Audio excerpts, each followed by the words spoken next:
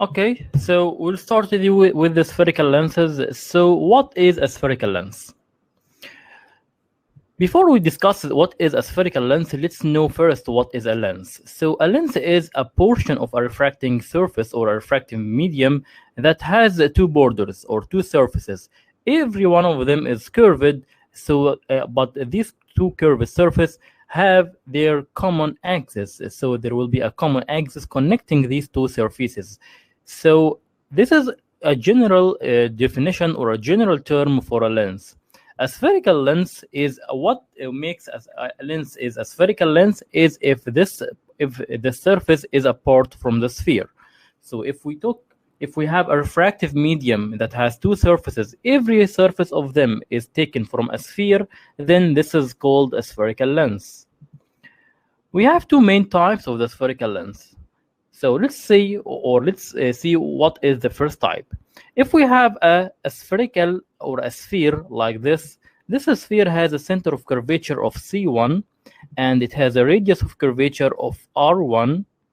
And we have another sphere that is connected to to the first sphere, or they are or it is joined to the first sphere. So the second sphere is called the sphere 2, or has a center of curvature of C2 and has a radius of curvature of R2. Both of these spheres are joined by a common axis, so the principal axis of these two spheres are the same. In this case, the common part between these two spheres is called a spherical lens, and this spherical lens has two convex surfaces, so it is called a convex lens. On the other hand, the concave lens has the same concept, but with different relation between the both spheres.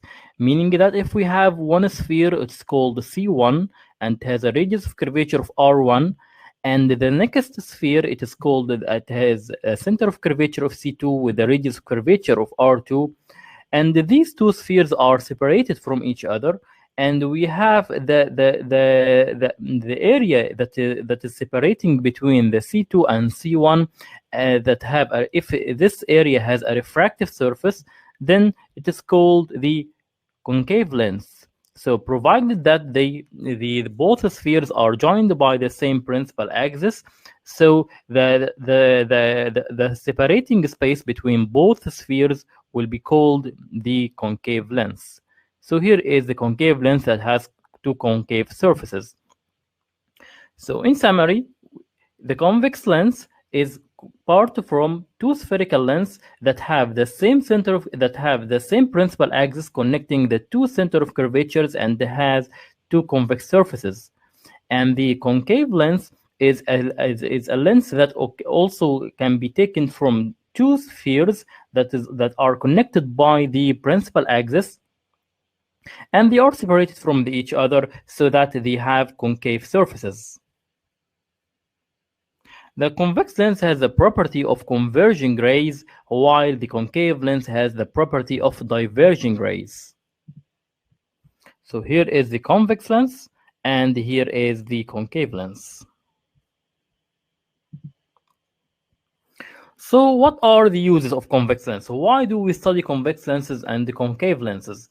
So that we will cover, or we will go through these the properties of convex lens and the concave lens in the human optics and in the instruments. So we will know that the convex lens can be used for correction of a refractive error called hypermetropia, and another refractive error called hypermetropic astigmatism.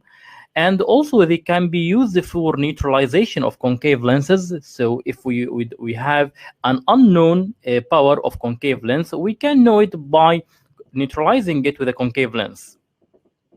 Also, it can be used, or it is incorporated in different ophthalmic instruments like Galilean telescope, terrestrial telescope, simple and compound microscope, direct and indirect ophthalmoscope, keratometers, and autorefractometers.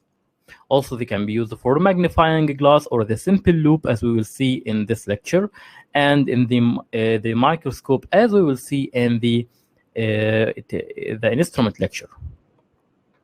The use of convex lens are of much more common in the ophthalmology more than the concave lens, since they have the property of converging rays. But there are other uses of concave lens. For example, in the from a refractive perspective, they can be used for correction of myopia and the correction of myopic astigmatism, neutralization of convex lens, and they can be also incorporated into different ophthalmic instruments like Galilean telescope, autorefractometers, keratometers, and direct ophthalmoscope. Also, they can be used like a simple application for the concave lens is like the spy hole in the doors, so that you can see a small image of the person standing in front of the door. Also, they can be used in the flashlights.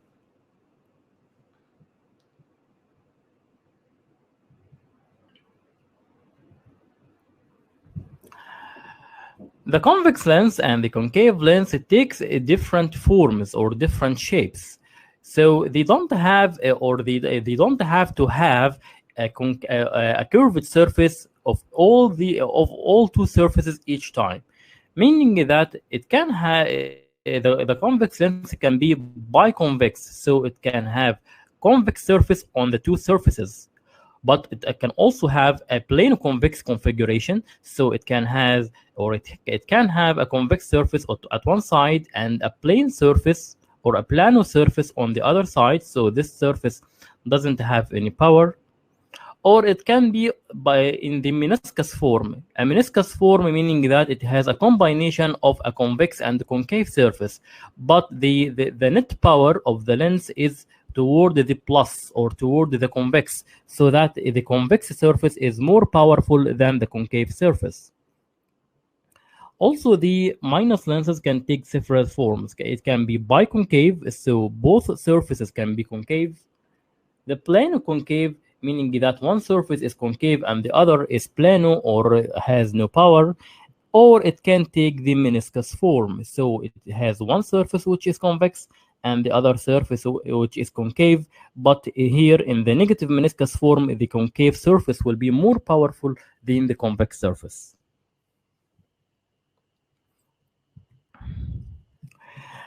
As we mentioned in the mirrors, we have some information about the terminology or the anatomy of the mirror. We need to know what is the terminology of the lens. So if we have a lens here, so the principal axis is the axis that connected the two center of curvature of the two spheres from which the surfaces of each or the surface of each side of the lens is taken from.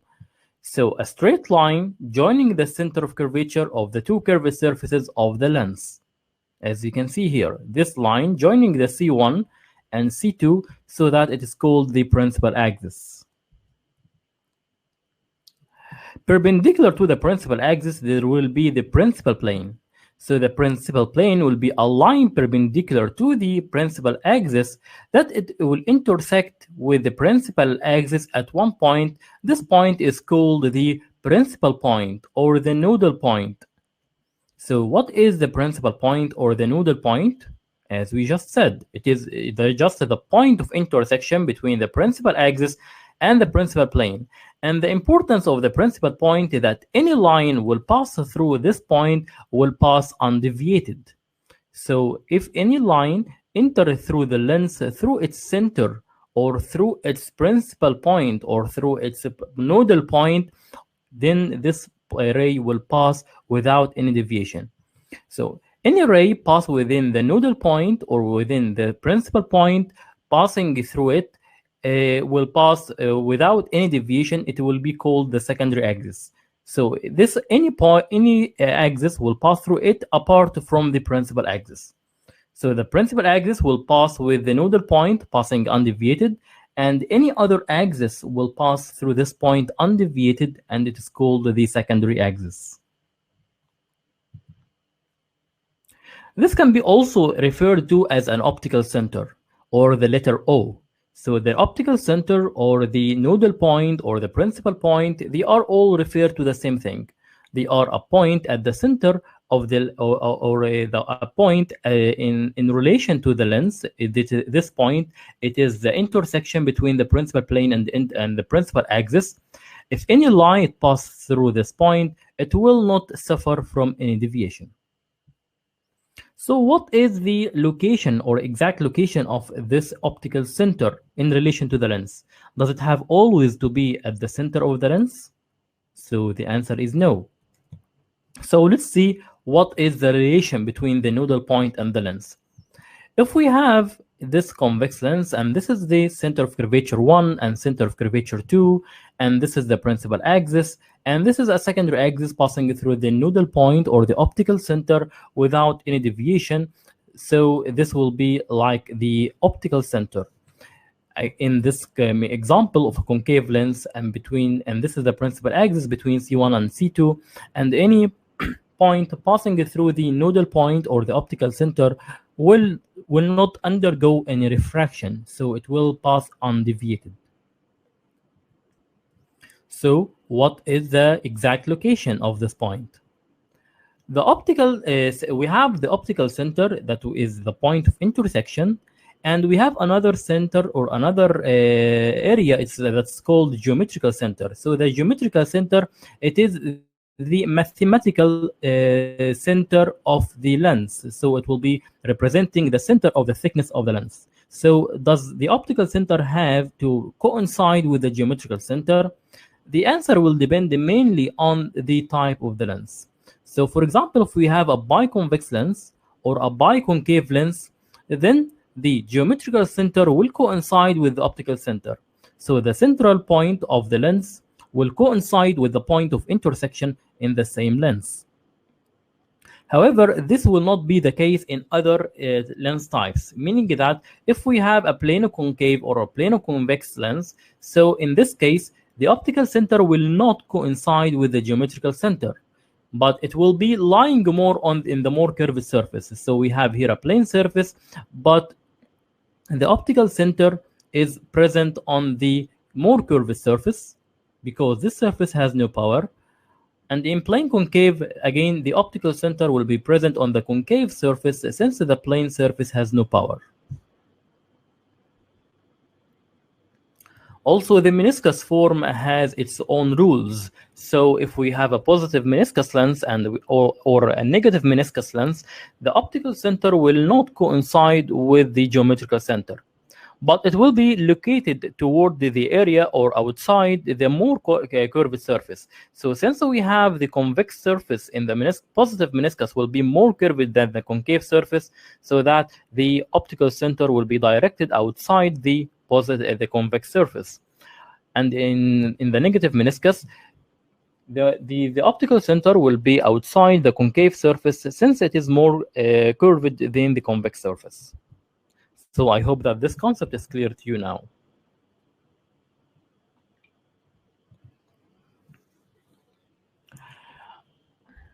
In ophthalmology or in optics as general, we have two types of lenses. We have what's called thin lenses and we have thick lenses. So in thin lenses, like the lenses we use usually for in the trial lens frame or in the magnifying loop or other simple forms of lenses, in such a condition, the principal point and the nodal point and the optical center are coinciding. So when we are saying the principal point, we refer to it also as a nodal point, or we can refer to it as an optical center. But in thick lenses, they don't coincide.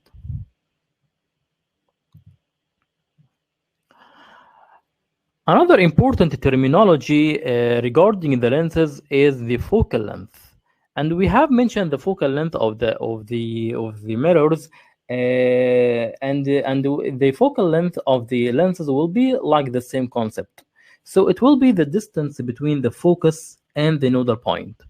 So it is called the principal focus. So the principal focus is when the light rays pass through the lens in any direction, it will come to a focus. But the difference between the focus of the lens and the focus of mirror, that the mirror has only one reflecting surface. So this surface has a focus. On the other hand, the lens has two refractive surfaces. So there will be two foci at each side of each refractive surface. These two foci will be called the first principal focus and the second principal focus. So where do they located in case of convex lens and in case of concave lens? So if we have here a convex lens and there are parallel rays that will fall on the convex lens, the focus meaning that the point at which the parallel rays falling on the lens will emerge to a single point. This point is called the focus. So the convex lens causes convergence, and the light rays will converge to a point. This point is called the focus, or F. Or if the parallel rays fall from the other side or fall from the right side, they will emerge into a point. It's called F. So whether the light rays enter from one surface or from the other surface, they will undergo refraction or undergo convergence, leading to convergence to a single point called the F. But bear in mind that, as we mentioned, as a rule in optics, we always take into consideration the light rays coming from the left to right. So when we are drawing an optical diagram, we always have a rule that the light rays come from the left to right. So here in the F, the light rays are passing, or the parallel light rays enter in the lens, and then they will undergo refraction or undergo convergence to form the F, or the principal focus here. In the second example here, we assume that the point F emerging a light ray. However, this is not real, but we in the optics we consider that light rays can go from both sides, so it can go from the right to left or left to right. So theoretically, if we have F here, then light rays emerging from F will enter into the lens and will emerge parallel. But this is not the case, as F is the point of intersection of light rays after it undergoes refraction by the lens. So why I'm stressing on this? This is because we always in the equations in the exam, you may have some equations or mathematical equations, so you should respect the sign, or what's called sign convergence. We talked about it, yes, the last lecture. So if the sign conversion is always calculated from the nodal point of the lens. So from the nodal point of the lens, if we go with the flow, so if we go from left to right, then any point will have the positive value. But if we calculate any point, or if we calculate any figure from the reverse direction, so it will be from right to left, as we calculate from the nodal point toward the right, so the F here will have the negative sign. We will come back to this again. For the concave lens, it has the property of diverging light rays. For example, if we have parallel light rays falling on the concave lens, they will emerge divergent. So that they will emerge divergent, in such condition, the extension of these light rays will pass into a point. This point is called F. So F here is not a real point, but it is a virtual point. This virtual point is formed by virtual rays caused by extension of the divergent light rays after they undergo divergence of parallel rays from the concave lens. On the other hand, or as well as if we have the light rays from the other side, so if we have the parallel rays falling from right to left, they will emerge divergent, and they will come to a focus which is in front of the lens. It's called F. So this F is a virtual point from which the light ray will emerge divergent. And again, as we said in the convex lens, the rule that the light rays will come from the left to right. So light rays will pass parallel and will undergo divergence in the first example. But in the next example, we can assume that If we have divergent rays enter into the lens, provided that these divergent rays have virtual focus of f, these rays when entering the lens will emerge parallel. So this f here will be formed from the nodal point. So if we have from the nodal point and the light rays will pass from the left to right, so this will have f has a positive value, and on the other hand, this in this case the light rays will pass from the right to left, so that this f will have a negative value.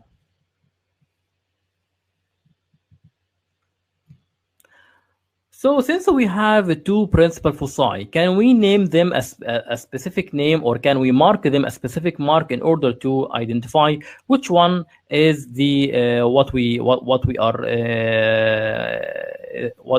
are specifying? So the answer is yes, we have a specific name for each one of them. So they are named by F1 and F2. So what is the F1 and what is F2? F1, or the first principal focus, it is the point on the principal axis of which the lens from which light rays start from it in case of convex lens, or appear to start from it in concave lens. Then they will enter into the lens, undergo refraction. So they will be convergent in case of convex lens, and it will be divergent in case of concave lens. Then it will become parallel to the principal axis. And the distance between the F1, so F capital, it will be called the first focal length, or F small. So F1 small is the distance between the optical center and the first focal point, or the first principal focus. So let's see where is the first principal focus of the convex lens. So here is the convex lens, and here is the principal axis. If we have a point, at this point, light will emerge to enter the convex lens, and provided that this light rays will emerge parallel, then this point will be called F1. So this point will be in front of the lens. And the distance between the F1 and the nodal point, or the optical center, will be called the first focal length.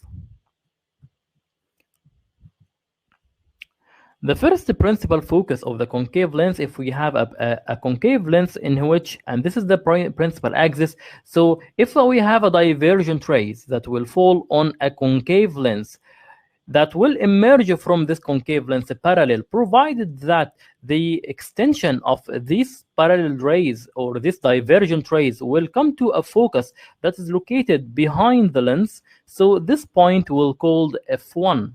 So the F1 of concave lens is located behind the minus lens, and the distance between the first focal or the first principal focus of the concave lens and the nodal point is called the first focal length, or F1 small.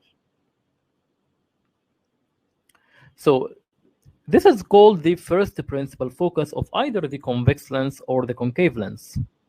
The second principal focus, or the F2, it is a point on the principal axis at which parallel rays undergoes refraction by the lens, and they come to a focus into it, either in the convex lens, or appear to come to a focus from this point in case of concave lens. And the distance between the second principal focus and the nodal point, it is called the second focal length. So here we have the second principal focus of the convex lens. So here we have the convex lens and the principal axis. In case of the second principal focus, it always, the lens receive parallel rays. So it is always present after the light rays or the parallel rays refracted by the lens. So in such condition, the parallel rays will fall into the convex lens, and then it will come to a focus. This focus now is called the F2. So the F2 of the convex lens is a point, a true point, or a real point formed by real rays that is formed behind the convex lens. And the distance between the F2 and the nodal point, it is called the F2 small. On the other hand, the first principal focus of the concave lens, it is formed after the parallel rays enter into the concave lens and they undergo divergence. When these divergent rays occur, their extension will come to a focus. This focus is located in front of the minus lens, and this focus will be called the f2. So f2 meaning that it is a point at which either the true light rays or the virtual light rays will come to it after parallel rays are refracted by the lens. So I hope that this concept is clear. And the space or the distance between the f2 and the nodal point of the lens, it is called the f2 small of the second focal length. So to summarize, the f1 is located in front of the convex lens and f2 is located behind the convex lens, while the f1 is located behind the concave lens and in front of the concave, and f2 is located in front of the concave lens. Since the f1 in the convex lens is formed by light rays, while we are going from the nodal point toward the f1, we are going from the right to the left. So the f1 will be having the minus sign, and the f small or the first focal length also will have a minus sign. On the other hand, the f2 is formed by light rays that are coming from the left to right. So when we are moving from the nodal point, we move from left to right. So it has a positive value, and the f2 also of a convex lens has a positive value. The reverse will occur for the concave lens. So for the concave lens, the f1 here will have a positive value since it is formed behind the lens so we will move from the left to right with the direction of light rays from nodal point to the f1, while the f2 and the f2 small will have a minus value in case of the concave lens, as when we pass from the nodal point to the f2, it will be from the right to left.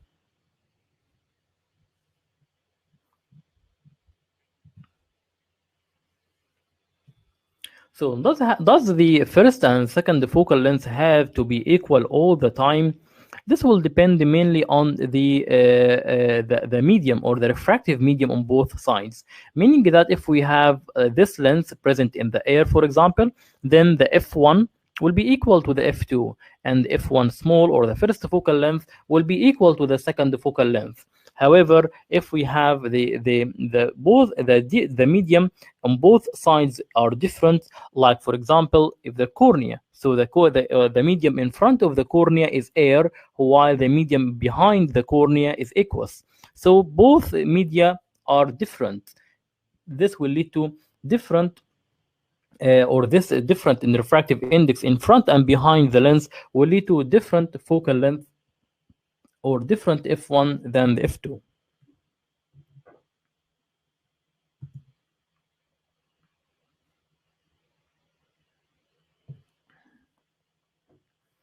So what is the characters of images formed by the convex lens and the concave lens? So you can consider a convex lens like a concave mirror, and the concave lens is like convex mirror. So a convex lens will form a real image, and this image is magnified. So if we have this fly image, the parallel rays coming from this fly into the lens, then they will undergo convergence, and this convergence will lead to a focus, and this focus will make an image to the fly. This image is magnified. On the other hand, and this image is real because it is formed by real rays. However, in case of concave lens, if we have this image of the fly, the parallel rays will fall into the concave lens and they will undergo divergence, so they will not come to a focus in front of the lens, but the light rays will be coming to a focus, virtual focus, and this focus will make a small image, so it will be a small and virtual image or to the object. So to summarize, a convex lens causes convergence of light rays, while the concave lens causes divergence of light rays. Convex lens has a property of converging light rays to a focus, while the concave lens has a property of diverging light rays. As you can see here, so the convex lens make a point or a focus that's called convergence. Parallel rays falling on the concave lens will lead to will lead to divergence, or what's called the light rays will be separated from each other. So what will happen if light rays or parallel light rays will fall on a plate of glass? In this case, we call that it will emerge parallel as it is, and in this condition, we call it that it has a zero vergence. So from here, we will understand what is the concept of vergence. So vergence is the ability to converge or diverge rays. So this is a term that will describe if the light rays are close to each other to come to a focus, or they are away or dissociated, or they are distracted from each other. So here is an example for the convex lens in which the parallel rays will fall on the convex lens, leading to the light rays will converge to a focus. On the other hand, if the parallel light rays will fall into a concave lens, they will undergo divergence. So let's know what is the vergence. So the vergence is another term for the power. Vergence, or the power, it is referred as dioptric power or dioptric vergence, meaning that it is how much this lens is able to refract the light rays. And this will be can be calculated on the base of the focal length. So there will be an inverse or an inversely proportional value or relation between the focal length and the power. So if we have a shorter focal length, it will be more powerful lens, and if we have a smaller or a larger focal length or a longer focal length, this means that the lens has less power. So for example, if we have lens A, this lens A, the incident parallel rays will fall into the lens A, and then it will undergo convergence because this is a convex lens. So this will be the f2 of the convex lens. And this we have the lens B. The lens B is more powerful, so it has more curvature, and that's why while the incident parallel rays fall into the lens B, they will undergo a focus or undergo convergence to a focus, leading to formation of the f2. As you can see, the more powerful is the lens, the less the focal length. So there will be the relation between the focal length and the power of the lens are both of them are inversely proportional to each other. So how we said that we can calculate the focal length in the by a unit like a distance or like a distance unit. So how can we calculate the lens power or the lens vergence? This can be calculated by a unit called the diopter. So what is the diopter? Diopter is the reciprocal of the second focal length. So if we have the second focal length expressed in meters, not in centimeters, this is very important. Let me just stress on it.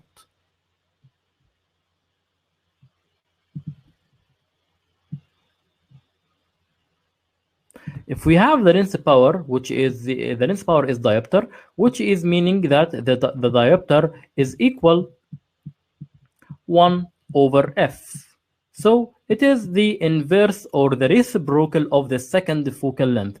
This second focal length should be in meter, not in centimeter, but it should be in meter. If we have 1 over or 1 divided on the second focal length by meter, then we will have the dioptric power of the lens. So this is the main and the most important rule in optics, and this will be the optical or the optical principle of all lenses in ophthalmology and in optics. So it is crucial to understand it. So this rule is that the P, or the power or the vergence of the lens in diopter, will be equal 1 over the f2. So f2 is the second focal length, and it should be expressed in meters. For example, if we have a lens, so if we have an example or a question in the exam, if you have a lens that has its focal length of 25 centimeters, calculate its dioptric power. So how can you do this? You can divide 1 over not 25 centimeters, but 25 centimeter or 0.25 meter. So we have to convert from centimeter to meter. So it will be 1 over 0.25. So this will be 4 diopters. So the lens power that will make a focus at 25 centimeters has a power of 4 diopters.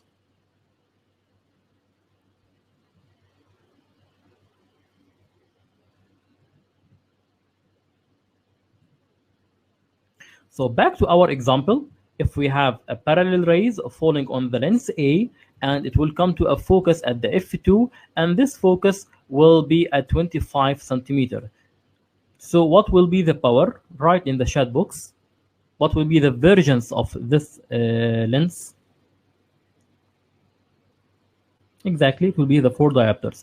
And if we have another lens that in which this lens has a parallel light rays enter into this lens and they will undergo convergence, so that the second focal length will be 10 centimeters. So what will be the second focal length, or what will be the power of this lens? Yes, exactly. So it will be 10 diopter. So from this, we know that this is 4 diopter power, and this is the 10 diopter of the power of this lens. So this will be, although the second focal length is larger in this lens than in this lens, but the power will be different, or the power will be the reverse. So the more the power, the less the focal length, and vice versa.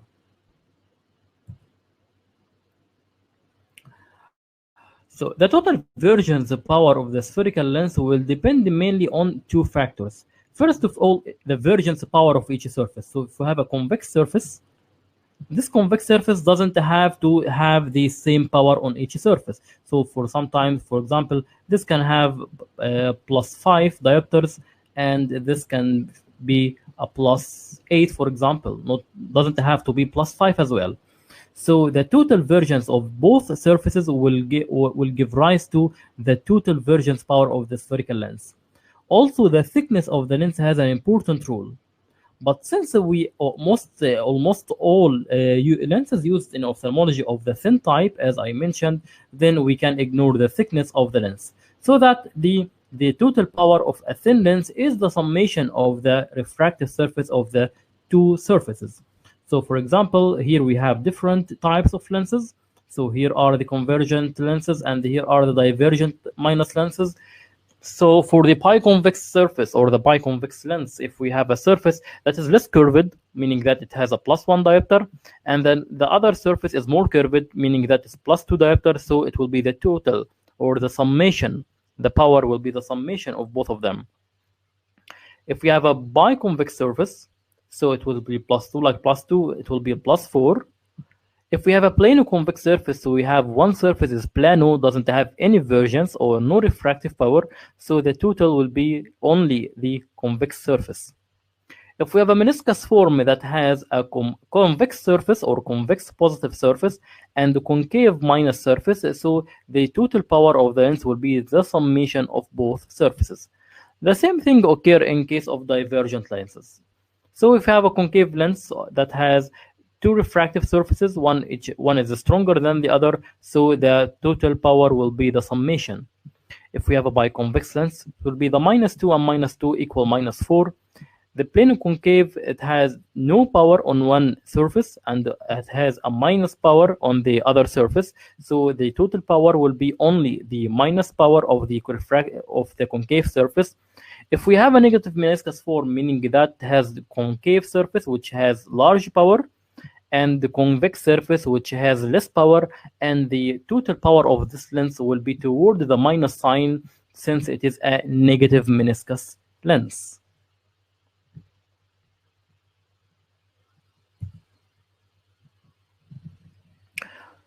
So what does it happen if we have an object in front of a thin lens? So if we have an object in front of a thin lens, then this object will form an image, and there will be a vergence of the object, and there will be a vergence of the image. Sometimes it can be it is asked in the exam to calculate the final vergence or the vergence of the object. So provided that we have two input from this equation, we will be able to know what is the final versions or the initial versions of the object. So what is this equation? The final versions of an object equals the the final versions of the image equal the initial versions by the object plus the power of the lens. So all will be in diopters. This will be all in diopters. Again, to know the final versions or what is the size of the image or the size of the object, which is can be referred to as a vergence, we can know it by this equation: v equals u plus p. V, which is the final versions, which is the final versions of the image after refraction by the lens. Initial version equals initial versions of the object plus the dioptric power of the lens. Also, as we said in the mirror, we can know the also the distance. So this can be, or the thin lens formula can be expressed also in the form of distance, meaning that if I have the focal length of any lens, I can know the distance of the object if I know the distance of image, or I can know the distance of image if I know the distance of object. So how can this can be calculated? It is by this equation. 1 divided by v equals 1 divided by u plus 1 divided by f.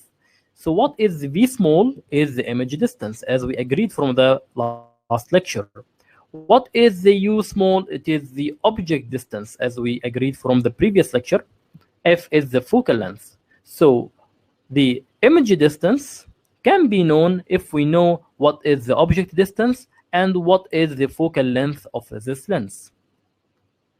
And this can be also the since we have the v and u, v capital and u capital, this can be referred to the versions of the object, versions of the image and the versions of the object. So 1 over u capital will give the image will give the focal will give the distance, or will give the image the object distance, and 1 over v will give the image distance.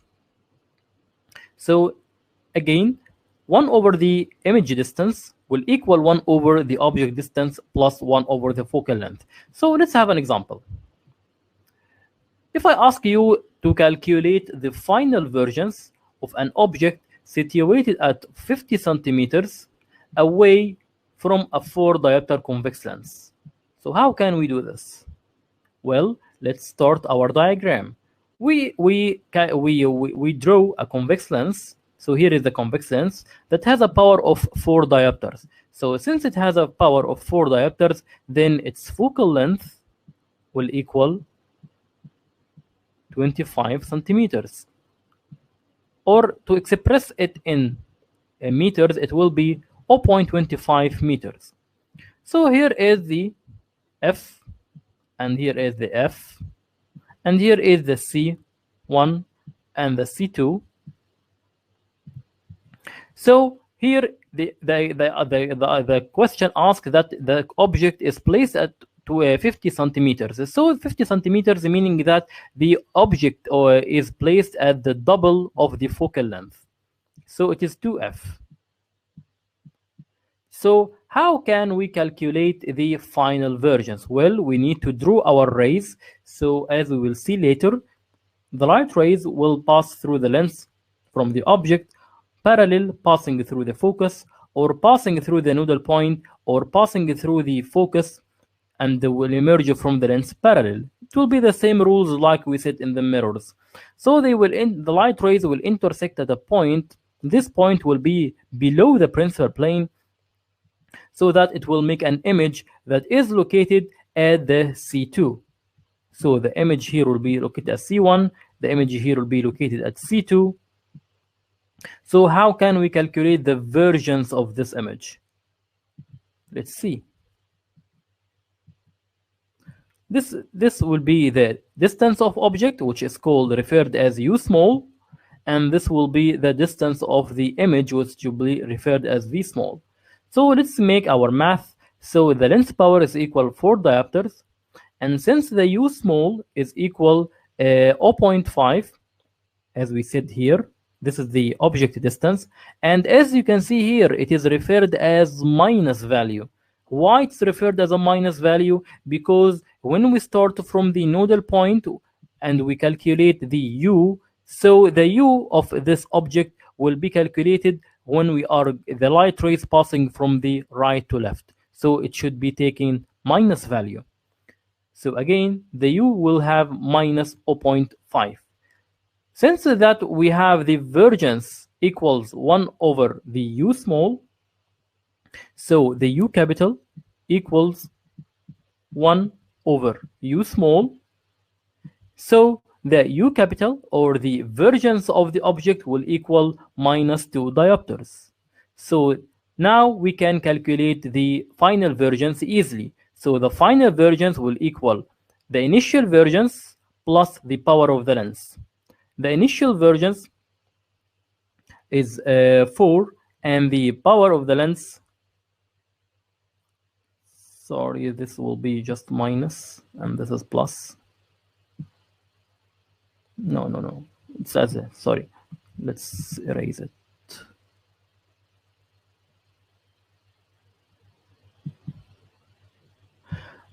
So the final divergence will be equal the initial divergence plus the power of the lens. So the initial divergence will be the minus 2 here, and the final will be plus 4. So as an algebraic summation of both of them, this will be equal plus 2 diopters. So the image will have a final divergence of plus 2 diopters. So is it clear?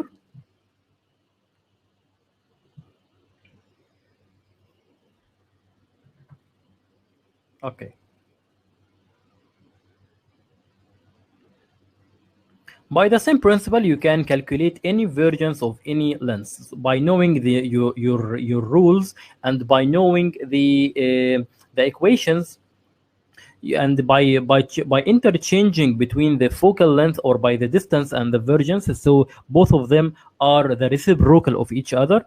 You will be able to know what is the divergence, or what is the focal, or what is the distance of any of the image or the object. Now let's come to the image construction by the lenses. So how can we construct the image?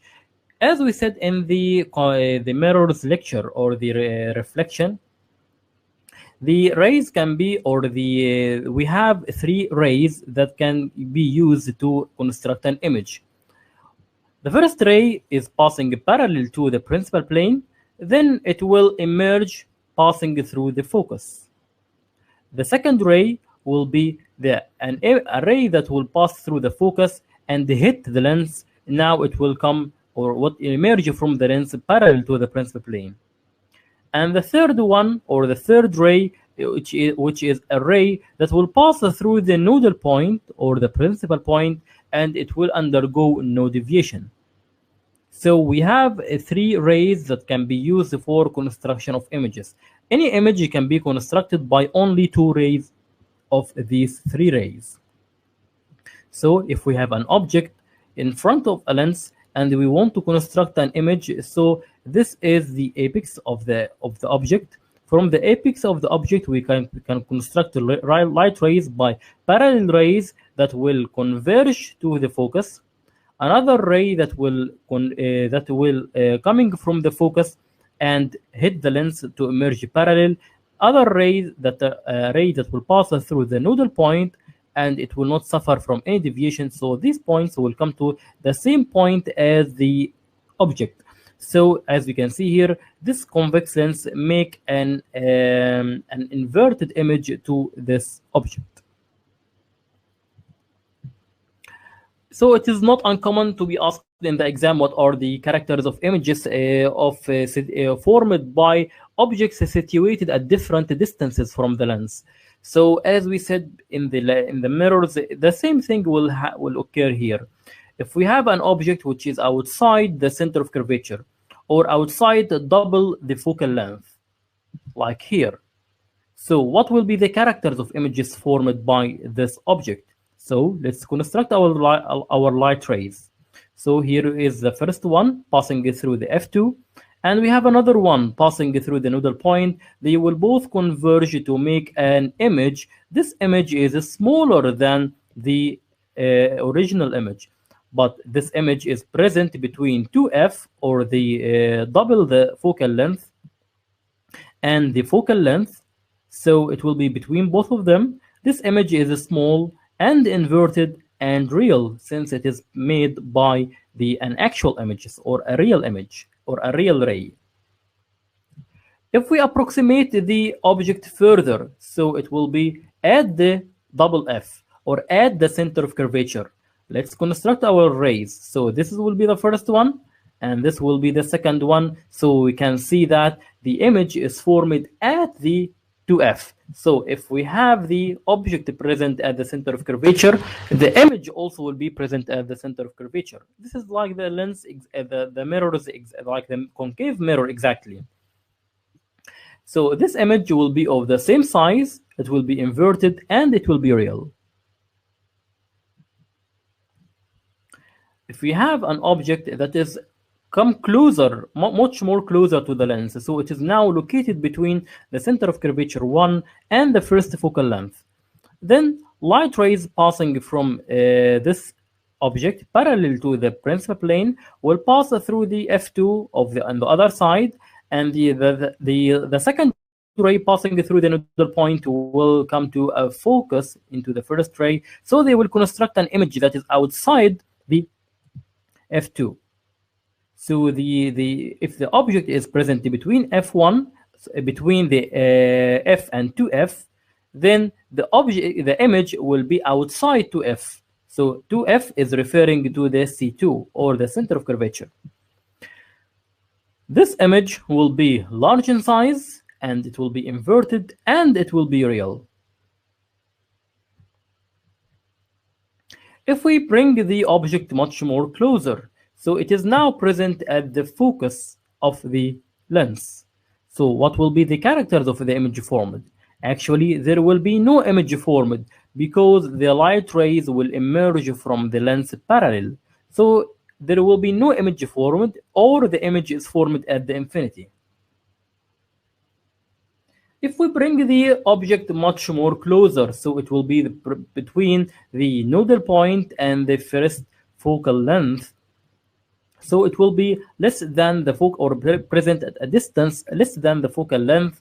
Then what will be the characters of image? Let's construct our rays. So a parallel ray will pass through the principal focus. Since we are not able to bring a ray from the focus here, so we will construct an image passing through the nodal point. We will find that the light rays are divergent. However, the extension of the light rays will construct an image that is large in size and located behind the object. So the image is formed in front of the lens, not behind the lens as all other conditions. This image will be large and erect and virtual. So this image is unique because it is located in front of the lens, and it is erect in spite of other inverted images in other positions. And it is a virtual image because it's formed by the extension of the rays. So these are the conditions of a construction of image by the convex lens. There is only a single condition if we construct image by concave lens, which you may correlate to the convex mirror that we mentioned in the last lecture. So in any position, if the lens or if the object is present at any position in relation to a concave lens, the refraction will always be the same. So let's construct our light rays. If we have a parallel ray that will hit the lens, it will cause divergence, provided that the extension of this ray will pass through the focus. So this will pass through the focus. And there is another light ray that will pass through the nodal point, and it will pass undeviated. So extension of the first ray and the second ray will make an image. This image is present between or inside the f2, so it will be inside the focal length of the concave lens. This image is small and erect and virtual. Since it is present, present by or done or structured by an extension of light ray. So it is the same thing like the concave and the convex mirror. You don't have to memorize something new. They are the same characters of the convex and concave mirror, but the convex mirror is the same like the concave lens, and the concave mirror is like the convex lens. So is everything clear up till now?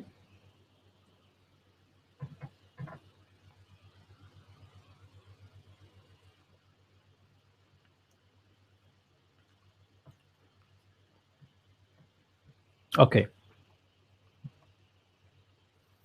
Let's now talk about something which is called the lens magnification. Lens magnification is how much the lens is able to change the size of the object. So when you see the object through the lens, will it be the same size? Will the image be of the same size? Will it increase in size or will it decrease in size? So this will depend mainly on the nature of the object and the nature of the lens, meaning that we have a system that is called linear magnification, and there is a system that's called angular magnification. What is the difference between them and what is the rules that govern each one of them? That's what we will talk in the next slide.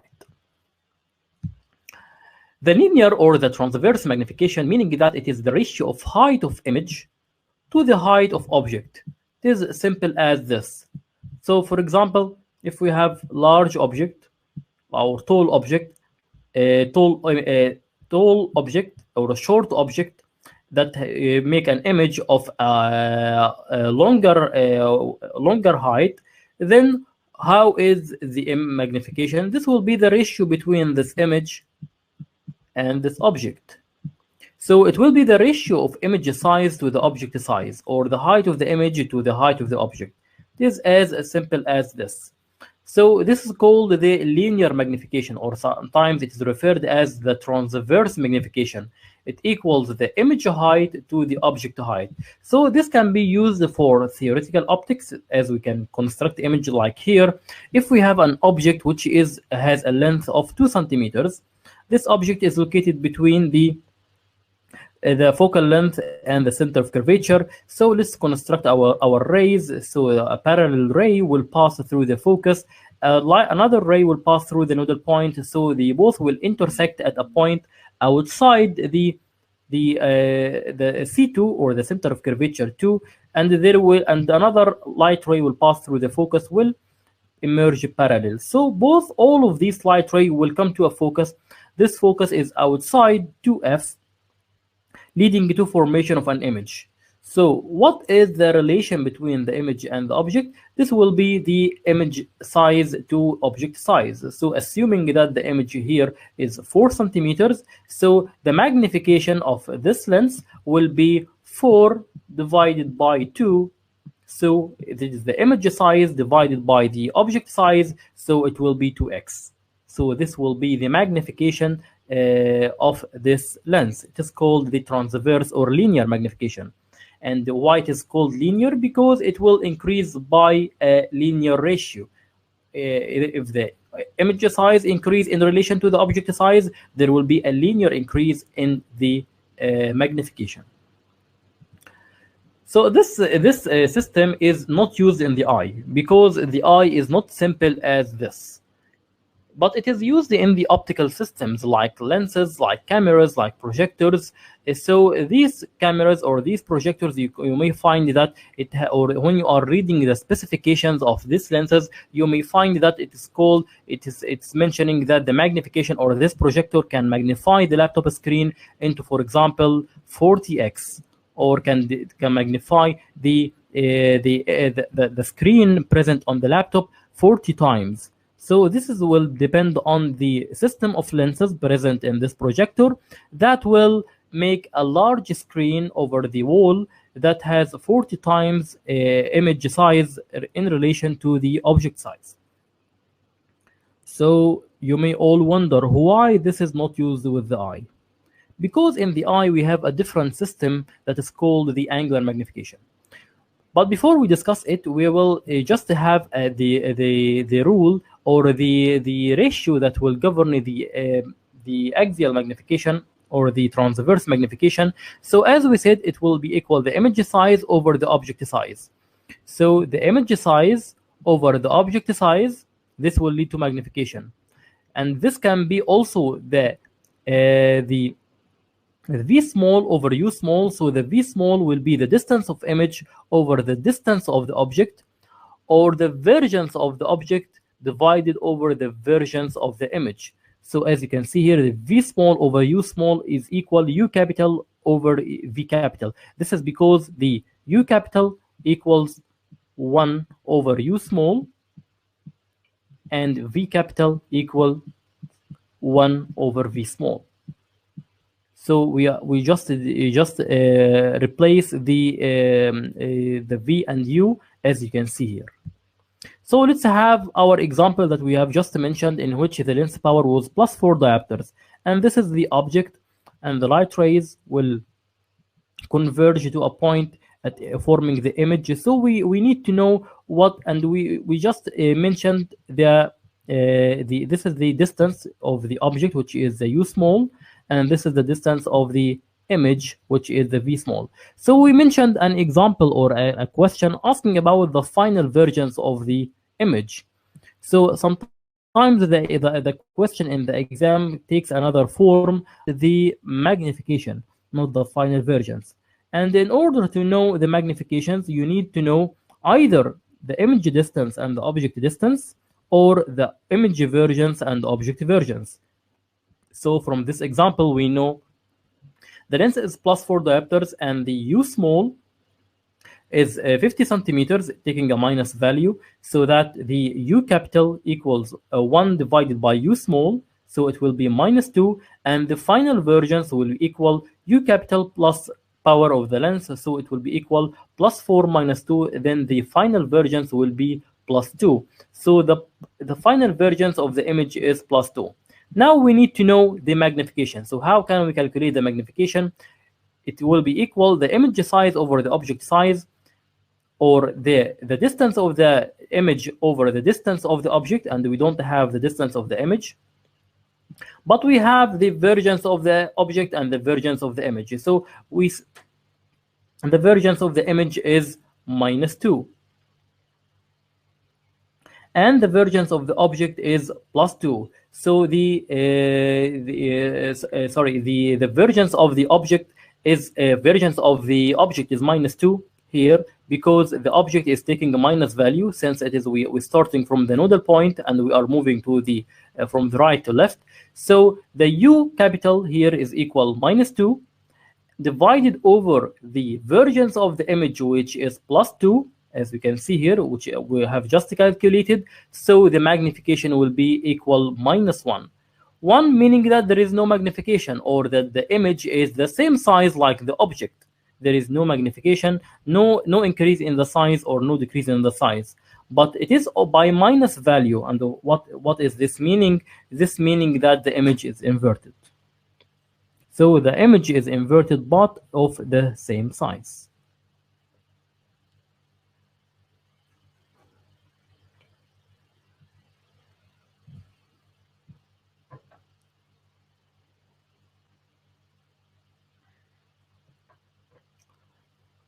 Okay, so this is about the axial or the linear magnification. This is the transverse magnification. Now there is another system of magnification that is called angular magnification. In this type of magnification, the image size and the object size are not that important like in the previous case, or the object size and the image size are not of great value in determining the size of the image in case of the objects perceived by the eye. So what is the most important factor that will govern the magnification in case of objects seen by the eye? This will be what's called the angle subtended at the eye. So it is the angle that will make, or the angle of the object perceived by the eye that will control the image size. So because this will control the retinal image size. Let's see here what is meant by the apparent angular size. So it is not a real size, it is apparent. It is due to the angle subtended by the object on the eye, like here. So if we have here like the retina, the eye, looking at this tree. So this tree, the top of this tree and the bottom of this tree will make an angle. That this angle will make an angle at a point is called the nodal point at the eye, leading to formation of an image, or this image or this object is perceived by number of photoreceptors. This number of photoreceptors will control the size of the image. On the other hand, if the same image is if we are moving much more closer to this tree, so this tree now is forming larger angle over the nodal point of the eye. So it will stimulate larger number of photoreceptors. This will lead to increase the size of the image. So although that the object is the same, but the angle now is different. So as the angle is different, it will lead to different angles subtended at the eye, leading to increase in the number of photoreceptors stimulated, leading to increasing the size of the image. So for this example, although that the D object is looking smaller than C, smaller than B, smaller than A, larger one, and the D is a smaller one, but all form the same angle at the eye. So all will be seen as the same. So as both will stimulate the area of the retina between X and Y. So all these points or all these objects will have the same angle subtended at the eye. That's why they will all seen at the same size.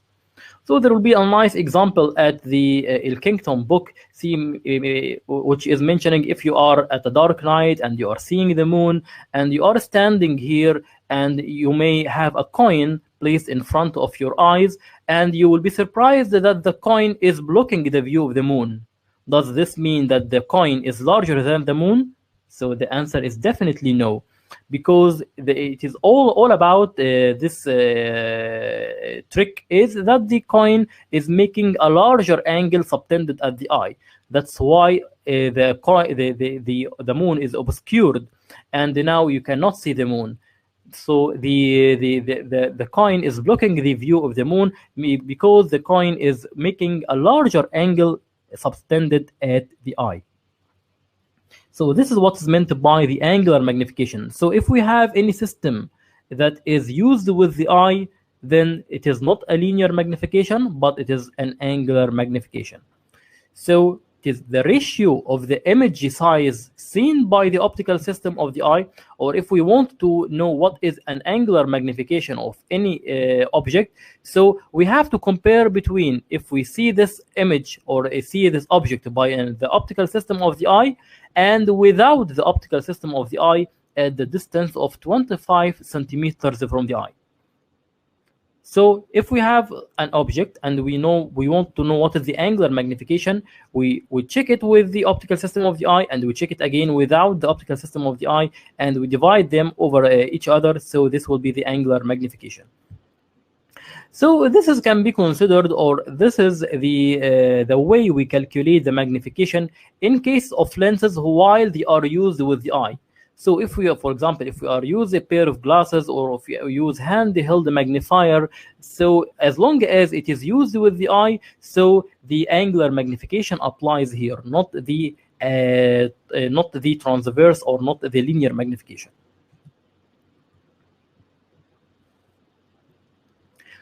So it occurs when the object is not changed in the position or the size, so you are fixing the position or the size, but you are using an optical system interposed between the object and the eye to make the object larger. So by saying the angular magnification, we are fixing the object, like here. So this object will make an angle at the eye. This is the nodal point, and this is the angle subtended at the eye.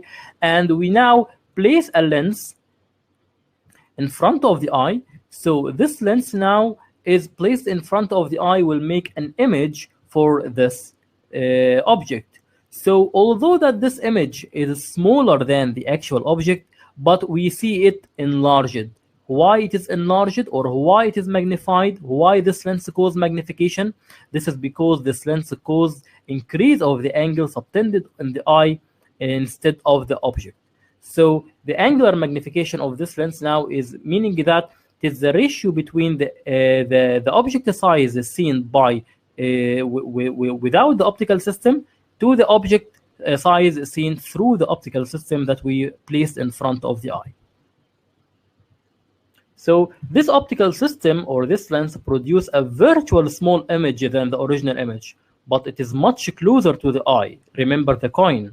So that this image has larger angular subtended than the original object. That's why this object appears larger, although its image is smaller than the object.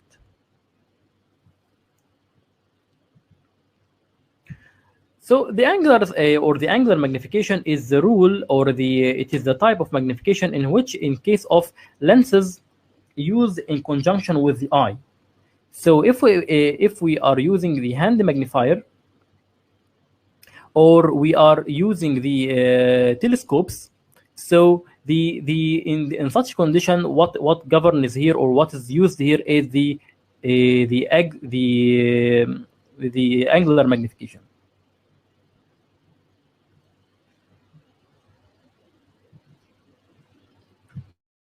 A simple application. The screen is fixed.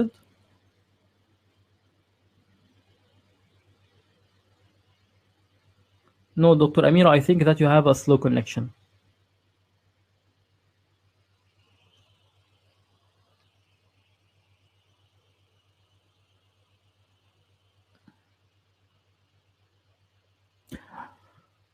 Okay, so the simple application of the angular magnification is called the simple magnifying glass or loop. So you know that there are some surgeons who are using this loop in front of their eyes to magnify the image. This is of particular importance in case of if we have a small view or a small field, and we need to enlarge this field. So we need to increase the size of the image. And if we increase the size of the image, this will enable us to look at the object at much shorter distance than would be impossible if unaided to retain a distant image. So here, the surgeon approximates his eyes toward the patient mouth so that he can see, or the angle subtended at his retina will be large so that he can see a magnified image. But with the use of a loop, like here, now he can stand comfortably and he can see a larger image because the lenses present here, although it can produce a smaller image of this object, but it is at much closer distance toward the eye. That's why it will appears larger. So it will be the same principle like here. This is me in the first year of residency assisting in an oculoplastic surgery. You can see that the consultant here can use a loop, and that's why he can see comfortably and can see clearly without the need to bring himself closer to the eye. But I am suffering to see much closer, or I'm suffering to see a magnified image, so that I am approximating my head in the field of view in order to see a magnified image.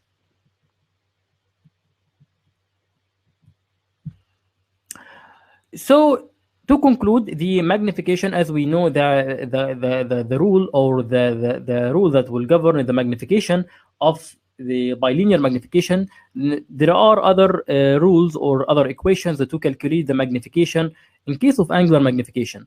So the magnification in case of angular magnification, meaning that it is either the image size, apparent image size with the lens, or the ratio between the image size with the lens and to the apparent object size without the lens, or it can be measured by the name of angle. So it will be the angle of the image seen by the eye through the lens to the angle seen by of the object seen by the eye without the lens. So again, what is the magnification in case of angular magnification? It will be the image size with the lens to the object size without the lens, or angle subtended of the image with the lens to the angle subtended by the object without the lens. This can always we calculate at the 25 centimeters, because 25 centimeters will be the distance for the distinct image, meaning that if you are having a handheld magnifier in front of your hand and you are looking closer or have a close look to an object which is very small, you actually look at this object at a distance of 25 centimeters, because the brain assume that this object is present or the image is present at 25 centimeters, because this is the distance for comfortable vision. The magnification or the effective angular magnification rule for case of a convex lens or a loop, it will be different whether the object is placed at the f1 of the lens or if it is present inside the f. So if we have here a lens, and here is the principal plane, and here is the f of the lens, this will be the f1. So what will be the size of the image constructed by this lens if it is used in conjunction with the eye? So the magnification, if the object is present at f, like here, will equal the power of the lens divided by 4. For example, if this lens is equal 40 diopters, then the magnification will be 10x. So can magnify the image 10 times if the object is present at the focus. If we need to increase the image or increase the magnification further, then we can move the object closer. So if we place it inside the f, so the magnification will be equal f divided by 4 plus 1. So if we put an image or put an object inside the focal length of an 40 diopter lens, then the magnification will be equal 10x plus 1, so it will be 11x. So this is the principle of the commonly used loop.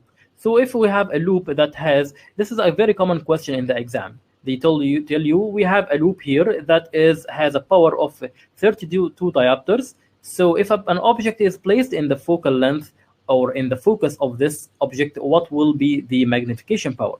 So it will be 32 divided by 4, and then it will be equal 8x, or 8 times.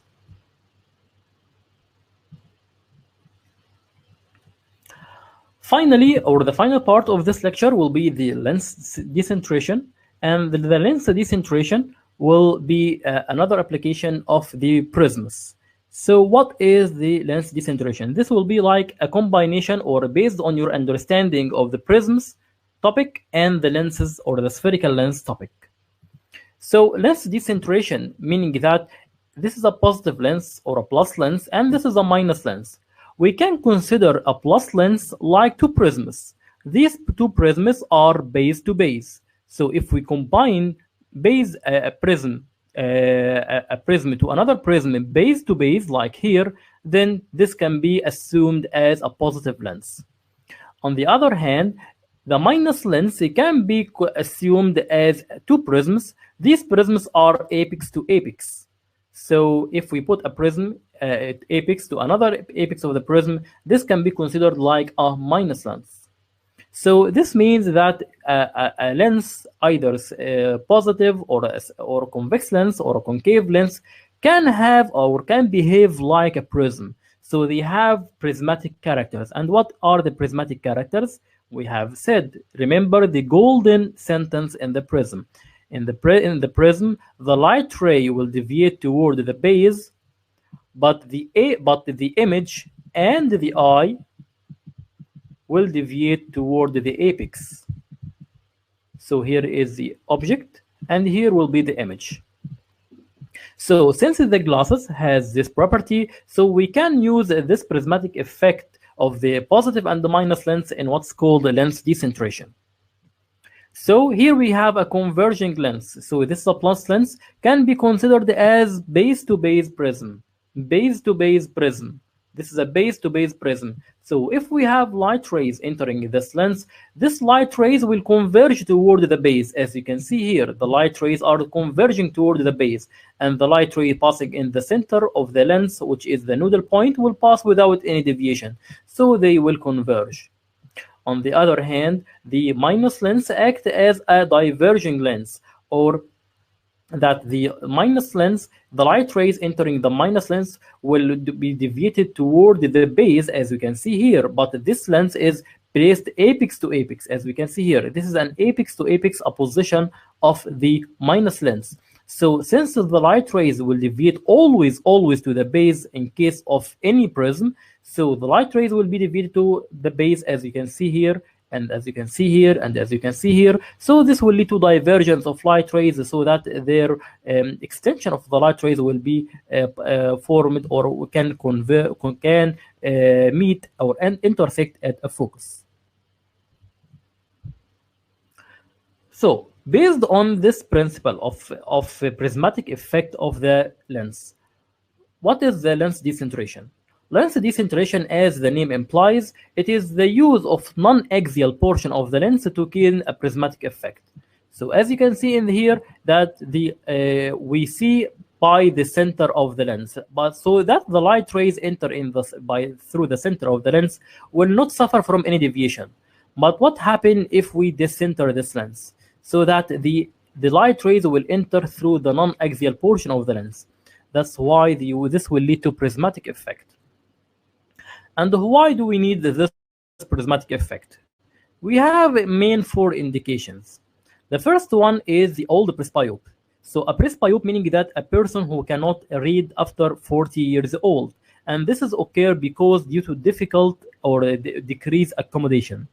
So these patients, as they have poor accommodation, they don't use accommodation clearly or frequently. This will lead to decrease their convergence, because the convergence is linked to the accommodation in the near reflex. So these persons have convergence insufficiency. So we can treat this convergence insufficiency by decentration of the lens, by making the lens in base in. So by making the prism, by decentration, making a base in effect of the lens, this will lead to deviation of the light rays toward the center, and the deviation of the image toward the apex, leading to bringing the image toward the eye, which cannot converge. For people also who have high myopia, these people have convergence insufficiency because they have powerful eyes. So they don't use their convergence, they don't use their accommodation, and hence they don't use their convergence. So the same rules apply here. They use decentration, making a base in prism effect that will bring the image toward their eyes without the need of convergence. If we have heterophoria like exophoria or esophoria, hyperphoria or hypophoria, as we said in the last lecture, so we said that we can cause or we can do lens decentration in order to bring the image to bring the image toward the eye to overcome convergence, excess, or deficiency, as we will see now.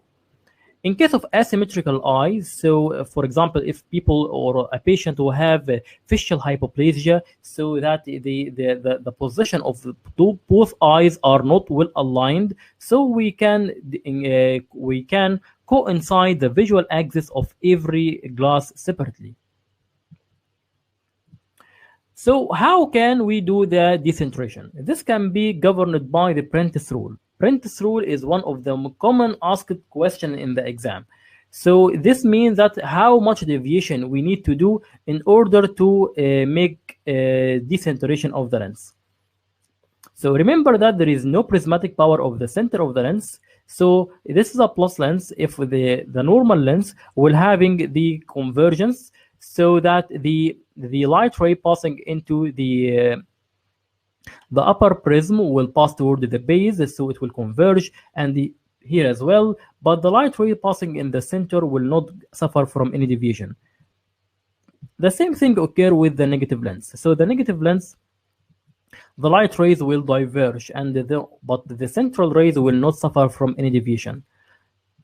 So by decentration, meaning that if we have a plus lens in front of the eye or a minus lens in front of the eye, we just move the lens a little bit. So by moving the lens a little bit, now the light ray will not enter the eye from the axial portion. So they will undergo deviation, either toward the base in the minus lens, and also it will be toward the base in case of plus lens. How much decentration is needed? This will be governed by the Prentice rule. So how can we do it? This can be either by decentration of the whole frame by changing the length of the nasal piece. So if we have here like glasses, and this is the nasal piece, and here the pair of glass. So by changing the length of this nasal piece, we can now change the center. Here is the eye. So we can move or change the size of the nasal piece so that we can change we will not making the center of the glasses coinciding with the center of the eye. Or we can decenter the lens within the frame. So how can we do this? If we have here this eyes and we put the glasses, so normally the optician will make the glasses by making the center of the lens coinciding with the center of the eye, but by doing decentration, we just ask them to decenter the center of glasses, so that now the eye is looking through a non-axial portion of the glasses, leading to decentration and leading to prismatic effect. For the Prentice rule, the lens decentration or the prismatic power that is generated by the lens decentration can be calculated by multiplying the lens power and the decentration power.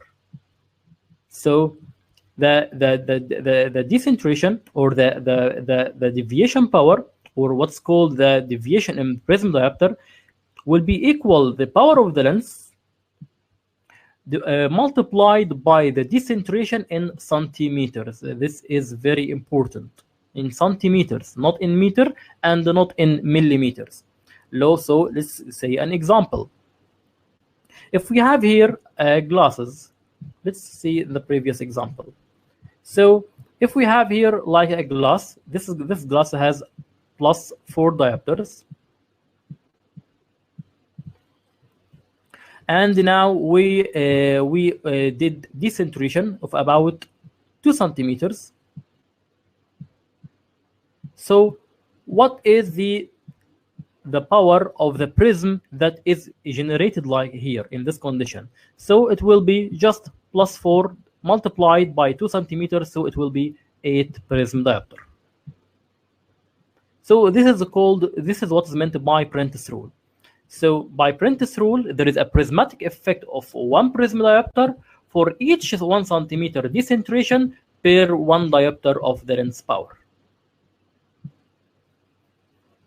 So we now, for example, let's say that the patient is presbyope, and we need to do a base in prism of about 8 diopters, 8 prism diopters. So we calculate.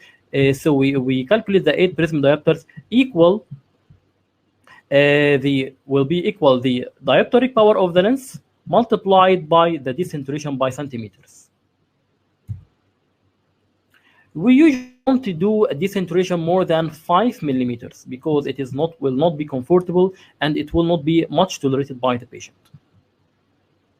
Here is a rule that is usually asked in the exam, and please bear in mind or concentrate here very well, because usually asked in the exam if we have a minus lens that is decentered nasally or decentered toward the patient nose and in front of his left eye, and this lens is minus 1.5 diopter. What will be the effect of this lens? It will be base up or base down, base out or base in. So you have to always draw. So we have draw the image, draw of the left eye. We would draw a minus lens. This minus lens the patient should see from the axial portion, but now we are decentering inward. So if we move this lens toward the patient nose, now the patient is looking from the side or looking from the non-axial portion. And since that this is a minus lens, so that the light rays will deviate toward the base, but the image and the eye will deviate toward the apex. So both the image and the eye will deviate toward the apex, and this will create a base out effect. So a minus lens in front of the left eye will create a base out effect, and vice versa. So you have to know, or you need to draw what the convex lens and the concave lens, and you will be able to know what will be the effect of each lens. Either it is base up, base down, base in, or base out. The application of the decentration is called the prismospheres. So the prismospheres is a specific type of lenses that can be used in persons who wish to increase their visual acuity for fine work by increasing the image size, bringing their work closer to the eye. For example, if we have those watchmakers, so the watchmakers need to see the small details of the constituents of the watch, or the fine tools that are used to fix watches. So if they use their normal eye, there will be fatigue. So because they need two things, they need magnification and they need convergence. So how can we fix this? We can fix this, or we can offer them the prismospheres. Prismospheres can relieve accommodation and convergence. They relieve accommodation by magnifying a sphere that is present in this prismosphere. That's why it will relieve accommodation. And we can relieve the convergence by decentration, or by putting prism base in that will relieve convergence. That the image will be directed toward the eye with no need for the eye to converge. So this will be the end of the first lecture. Is everything? Do you have any question?